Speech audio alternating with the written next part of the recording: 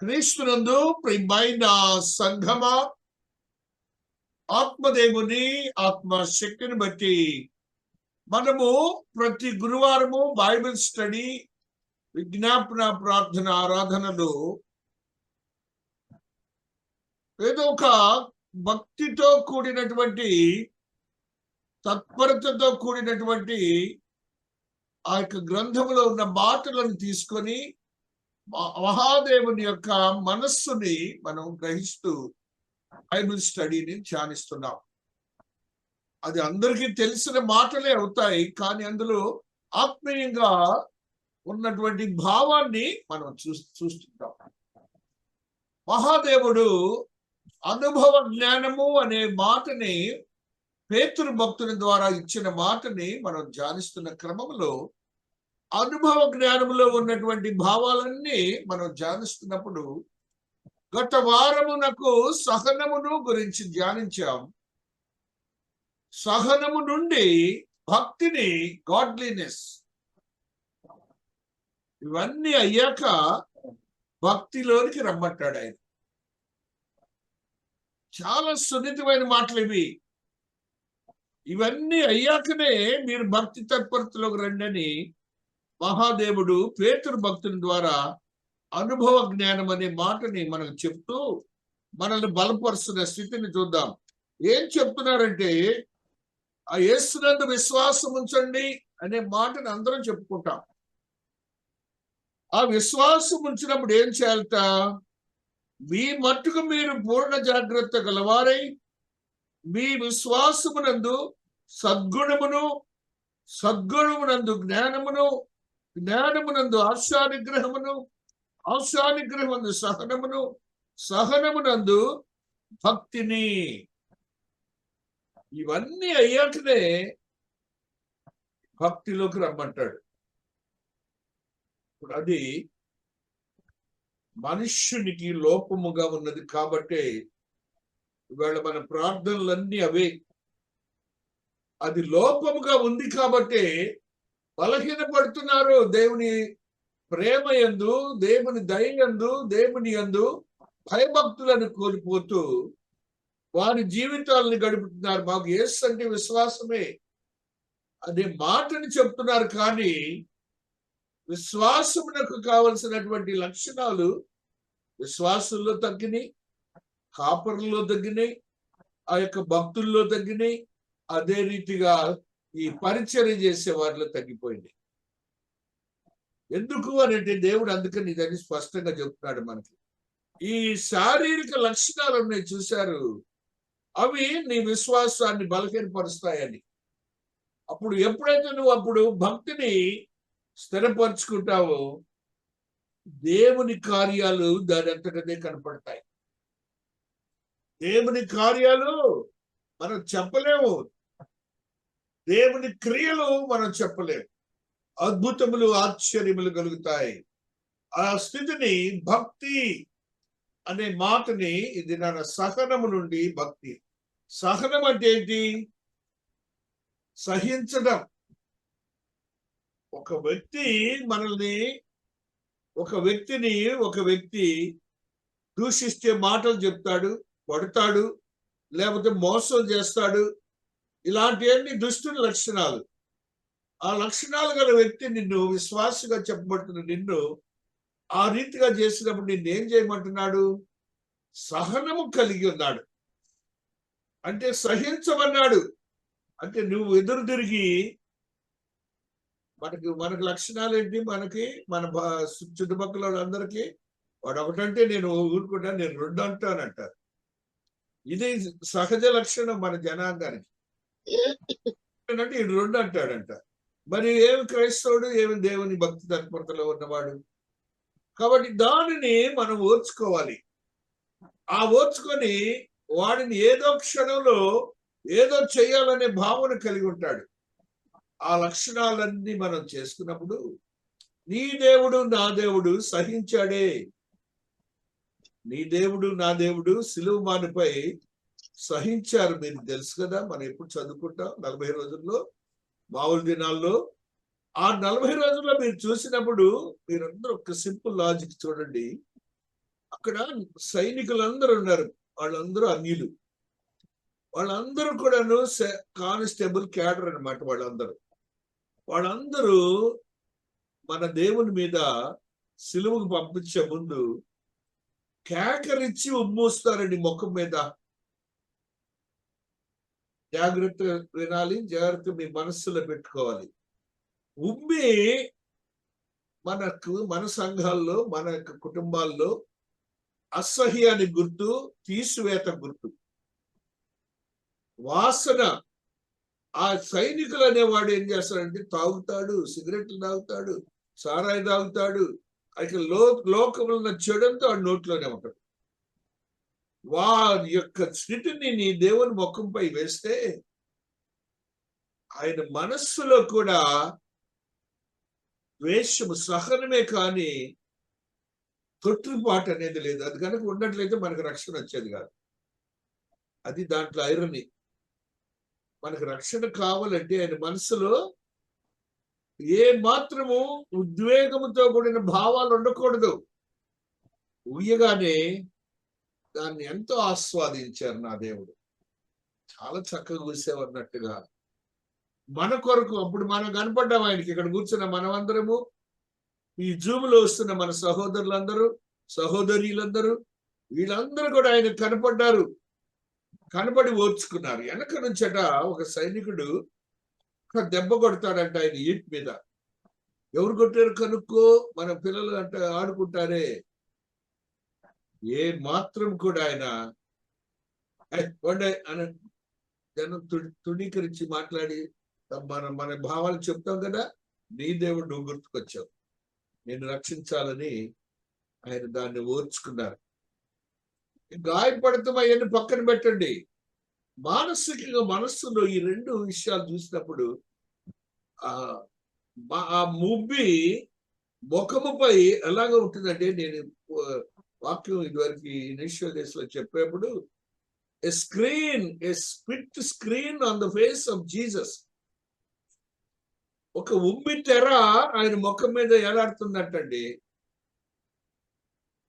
ఆయన ముఖాన్ని గురించి ఏం రాశాడు ప్రకటనలో?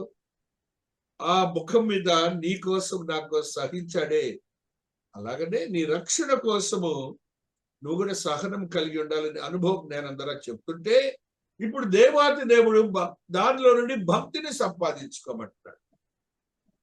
అప్పుడు నీవు భక్తిని సంపాదించుకున్నప్పుడు ఆ భక్తి ఎలాగుండాలి అని అంటున్నాడు. భక్తి ఇంటి దగ్గర నుంచి బయలుదేరి టయానికి వచ్చి టయానికి వెళ్ళినంత మాత్రమే భక్తి కాదు. దాంట్లో ట్రెడిషన్ ఉంది. ఆ ట్రెడిషన్ ప్రకారం రావచ్చు. స్కూల్కి పిల్లలు వేస్తారు, టయానికి వెళ్తారు, వస్తారు, చదువుకోవాలిగా, తప్పుతాడు ఫైనల్ గా.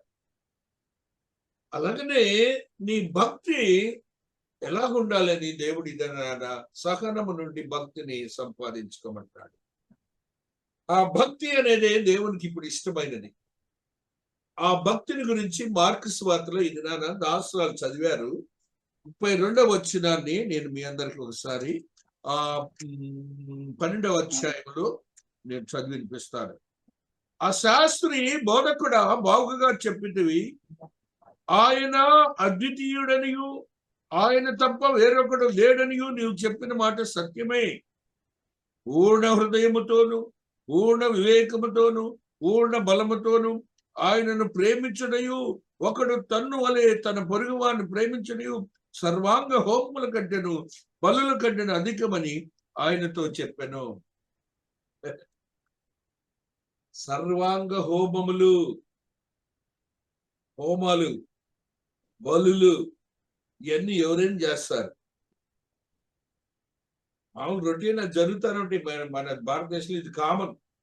24 hours చేస్తానే ఉంటారు హోమం, కాలిపోతా ఉంటుంది.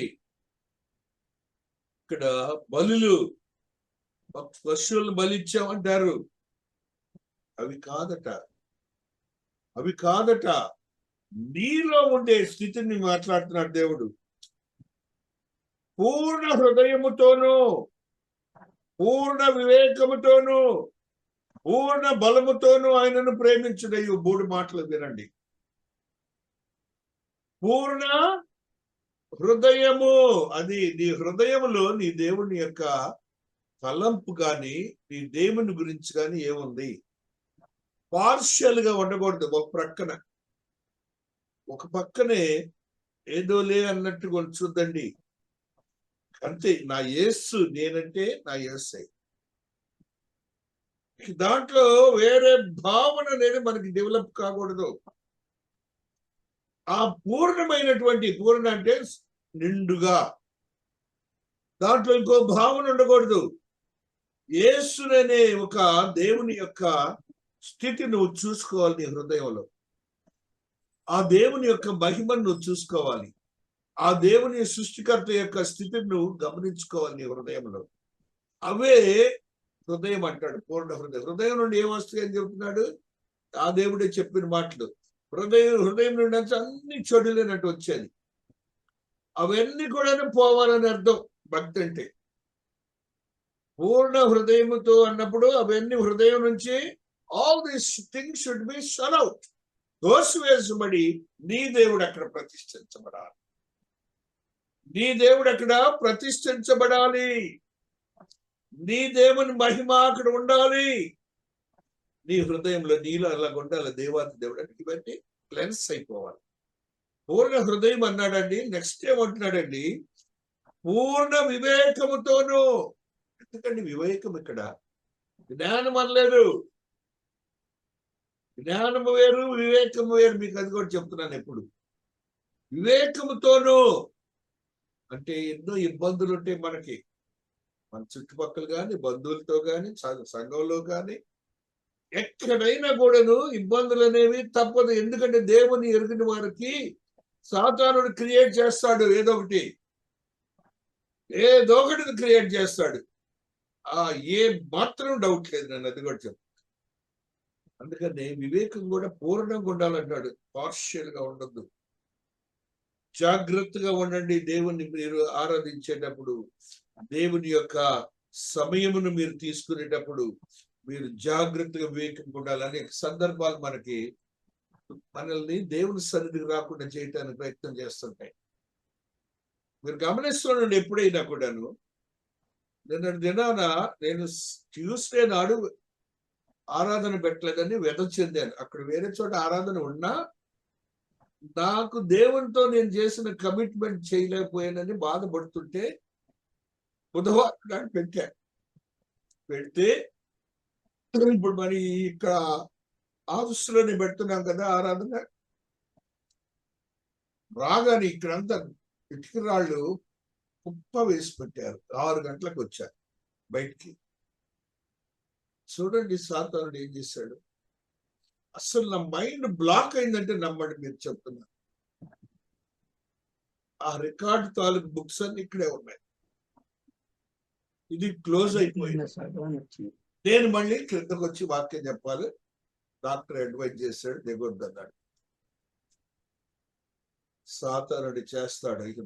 నాకు మనస్సులో స్థిరత్వాన్ని ఇచ్చి దేవుడు, you do according to that, మీరు పూర్వం ఎలాగ చేశారో అలా చేయమని చెప్పి వెళ్ళిపోయి మహాదేవుని కృపను బట్టి ఆరాధన నిన్న క్రింద పెట్టడానికి సమయం ఇచ్చాడు, ఆత్మ జ్ఞానం ఇచ్చాడు, ఆత్మతో కూడిన స్థితి ఇచ్చాడు. మళ్ళీ మొదలు పెట్టానా, సైమన్కి ఆడియో రావట్లా, మైక్ రావట్లా. మొదలు పెట్టాను, మళ్ళీ అదొకటి అడ్డం. కొద్దిసేపట్లో మొత్తం పోయింది. మళ్ళీ కృపను బట్టి అదేదో నేర్చుకోబట్టి నేను డిపార్ట్మెంట్ లో ఆ మరల దాన్ని ఎట్లా రివైవ్ చేసి పెట్టి ఆటంకం గురించి చెప్తున్నా. వివేకం అనేది భక్తి అనేది లింకు. కాబట్టి మనం వివేకంగా ఉండాలి. ఇప్పుడు వద్దన్నాడు, అప్పుడు నా వివేకాన్ని వాడాను. వివేకం వాడి ఇది ఉంటే ముందు నేను మాత్రం ఆరాధన జరపాల్సిందే. మరి టీవీ ఆ యొక్క కావాలి, ఇవన్నీ కూడా రావాలి. మీ అందరికి జూమ్ పంపాలంటే ఇది కావాలి. కింద ఒకటి అక్కడే పెట్టాను కాబట్టి ఆ ధైర్యంతో దేవుడు పంపాడు. దాన్నే వివేకము అంటారు. ఇక్కడ వాడినటువంటి సందర్భం అంతా మీరు గుర్తే ఉంటుంది. ఆ మహాదేవుని అప్పుడు ఫిజియోథెరపీ డాక్టర్ గారు ఇక్కడే ఉంటే పిలిచి, అమ్మా ఏమన్నా తీయగలవమ్మా అంటే, నేను ట్రై చేశాను, 2 ఇటుకరాలు తీసి పక్కన పెడితే నా వల్ల కాక ఆ పిల్లతో తీసేటప్పటికి ఇప్పుడు టేక్ మోర్ లెస్ అని చెప్పి తీటాను పాపం. పిల్ల కూడా పరిచారకురాలు, సేవకురాలు. అయితే వద్దులేమ్మా అది ఎమ్మటే నాకు ఆలోచన వచ్చి కిందకి వెళ్ళిపోతే ఆ వాటర్ బాటిల్ బుక్ తీసుకొని కిందకి దిగమని దిగింది, అక్కడ పెట్టేసి. శక్తివంతమైన దేవుని క్రియలు అలాగ ఉంటాయని మనం గుర్తించాలి. కాబట్టి మనం ఎలాగ ఉండమంటాడు? పూర్ణ హృదయముతో, పూర్ణ వివేకముతో ఉంటే ఆయన భక్తిలో ఒక భాగం అది. అది నాకు క్లియర్ అయిపోయింది నిన్న ఆరాధన అవగానే. I very much happy. తర్వాత ఈవేళ మళ్ళీ రాళ్ళు తీయాలి. దానికి అది మోయటానికే వర్షము, జనాలు రావట్లేదు పనివాడు. చూడండి ఎలాగ టెన్స్ 12-2 గంటల వరకు నాకు దేవుడి కృపను బట్టి అన్ని జరిగిపోయినాయి. మహాదేవుని యొక్క కృప మన వివేకము భక్తిలో ఉండాలి. అది నేను చెప్పేది. మన ఇళ్లలో కూడా సమస్యలే బోల్డండి. మీకు అందరూ ఫేస్ చేస్తూ ఉంటారు. బోల్డ్ ఉంటాయి. ఏ మాత్రం మీరు భయపడద్దు. వివేకంతో మీ దేవుని భక్తిని కొనసాగించండి. అక్కడే ఆయన వివేకం అని నెక్స్ట్ మాట ఏమంటున్నాడు తల్లి? పూర్ణ బలముతోను. ఎందుకని ఈ మాట మాడతాడు బలం అనే మాటని? నీ శక్తి కొలది ఆయన కోసము ఆ ప్రయత్నం చేయాలి. భక్తిలో ఉంటాయి సమస్యలు ఉంటాయి, కానీ నీ శక్తి ఏమైతుందో, నీ శారీరక శక్తి కానీ మానసిక శక్తి కానీ, ఆ సందర్భంలో ఎటువంటి శక్తి అవసరమో దాన్ని వాడటానికి ప్రయత్నం చేయండి. నీ దేవుడు చూస్తాడని నేను అది చెప్తున్నాను. నీ దేవుడు చూచి ఆశీర్వదించే దేవుడు. చూసి ఆనందించి ఆశీర్వాదాలు కుమ్మరించే దేవుడు. అందుకు తెలుగు మాట కుమ్మరింపు. తప్పదు, ఆయన ఇస్తారండి అంతే. అంత మంచి దేవుడు ఆయన. ఆ దేవుని సమక్షములో మనం అందరం ఉన్నాం. ఆయన ఈ దినాన భక్తుని గురించి మాట్లాడుతూ ఆ యొక్క దైవజనులతో ఆ రోజున ఆయనను ప్రేమించుటయు. తెలుసుగా, ఒకళ్ళని ప్రేమిస్తే ఎలాగుంటది? ఇప్పుడు వచ్చింది మా మనవరాలు వచ్చి వెళ్తుంది. అలాగే నా మైండ్ డైవర్ట్ అవుతుంది, ఆటోమేటిక్ డైవర్ట్ అవుతుంది. వాడి చూడగా వాడు అందులో ఫుల్ టైం స్కూల్లో ఉండొచ్చింది 3:30 వరకు. మామూలు కాదు. అలాగా దేవుని భక్తి మన మనస్సునికి ఆయన పై అట్లా ఉండిపోవాలి. అది నేను చెప్ప ఆ ఉదాహరణ చెప్పడానికి కారణం అదే. మన భక్తి ఆయన మీద అలాగా కాన్సన్ట్రేషన్ ఉండాలి. అది లేకుండా ట్రెడిషనల్ గా ఉంటున్నారు. అదే నా బాధ.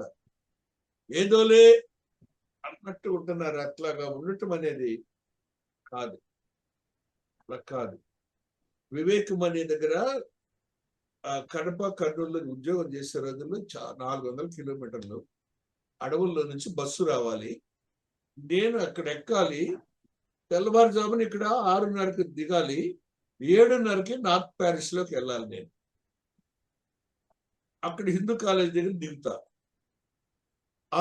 బస్సు ఆటో వాళ్ళందరూ ఆ రాత్రి టైంలో ఉంటే బ్యాచ్ ఉంటారు. సార్ వస్తున్నారు అని ఎక్కించుకుంటారు, ఇక్కడ దించుతారు. మళ్ళీ అమ్మటే ఆ వయసులో టైర్డ్ అవుతాం కదండి. 7:30కి మళ్ళీ ఫస్ట్ సర్వీస్ కి నార్త్ ప్యారిస్. ఆ టయానికి అమ్మాళ్ళు అందరు రెడీగా ఉంటారు, కలిసి వెళ్ళేవాళ్ళు. ఆ టైంని ఇప్పుడు నేను చెప్పిన కారణం నేనేం పెద్ద క్రియ చేసేది. వివేకం అనేది ఉన్నప్పుడు ఇవన్నీ జరిగిపోతాయి. మీరు రెడీగా ఉండండి, మనం వెళ్దాము అనే భావన అందరిలో మనం ఇన్కల్కులేట్ చేయాలి ఆ సందర్భానికి. అంతేకాని మన సొంత నిర్ణయం చొప్పున దేవునితో ఉండటానికి ప్రయత్నం చేయకండి. అది దేవునికి తెలుస్తుంది. నీ యొక్క ఎలాగుంది ఆయనకు కావాలి. ఇప్పుడు మరవరాయి 5 నిమిషాలు లేట్ అయితే నాది లాస్ట్ సీట్ అక్కడ నార్త్ ప్యారిస్. అది కూడా ఒకవేళ కూర్చొని ఉంటే వాళ్ళు ఏదో ఆఫీస్ ఉందని చెప్పి లేవరు, గోడ కానుకొని వచ్చారు. కారణం ఏంటంటే వివేకం కావాలి. అక్కడ ఏదో నా అతిశయం చూపిస్తే లేదు. దేవాతి దేవుని యొక్క మహాకృపను బట్టి దేవుని ఉండేవాడు పాస్టర్ గారు చనిపోయారు. ఇక్కడ మీరు ఇవాళ రాలేదు, పోయిన వారం ఏంటి ఉద్యోగులు ఉన్నారని మీరు లేకపోతే అక్కడ అందమే లేదు అయ్యగారు. మీరు పాస్టర్ అనగానే మనం ఉబ్బిపోకూడదు. దానికి వివేకంగా సమస్యలు ఉన్నాయని చెప్పాలి. మాస్టర్ గారు మనల్ని ప్రేమించారు కాబట్టి ఆ మాటలు మాట్లాడారు. కాబట్టి ఇవన్నీ వివేకంతో మనం ఉండాలి. దేవుని సన్నిధిలో అతిశయపడకూడదు. ఇలాగ భక్తుడి గురించి ఒక భావాన్ని, యేసయ్య చెప్పిన భావాన్ని మీకు చెప్తున్నాను. మరలా మహాదేవుడు ఒక మాటని మనకు తెలియజేస్తాడు. చూడండి, ఆత్మదేవుని యొక్క ఆత్మీయతో కూడిన స్థితి 1 తిమోతి 2:2లో ఒక మాటని చదువుకుంటూ వస్తున్నాము. 1 తిమోతి 2:2లో ఈ మాట ఆత్మదేవుడు తెలియజేస్తున్నాడు. 1 తిమోతి 2:2 రాజుల కొరకును అధికారులందరి కొరకును విజ్ఞాపన ప్రార్థనలు యాచనలు కృతజ్ఞత చేయవలెను హెచ్చరిస్తున్నాను. మంచిదియు మన రక్షకుడగు దేవునికి అనుకూలమైనది ఉన్నది. దేవుని దృష్టికి అనుకూలమైనటువంటి భక్తినే మనం పెంపొందించాలి. వాక్యానుసారమైనటువంటి భక్తి ఉండాలి మనలో. కన్వెన్షన్స్ వద్దండి, క్రమాలు వద్దు.